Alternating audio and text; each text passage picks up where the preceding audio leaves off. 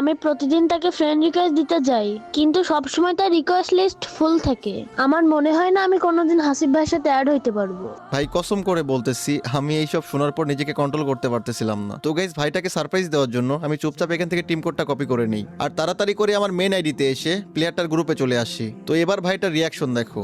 ও ভাই হাসিব ভাই, আপনি এখানে কিভাবে আসলেন? আমার তো বিশ্বাসই হচ্ছে না। দাঁড়ান হাসিব ভাই, আমি একটা স্ক্রিনশট নিয়ে নেই।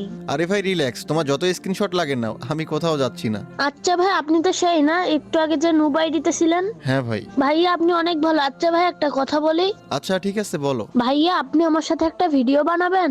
আরে ভাই, আমি তো ভিডিওই বানাচ্ছি, বলো কি বলবা। তার মানে আপনার ভিডিওর মধ্যে আমি থাকবো?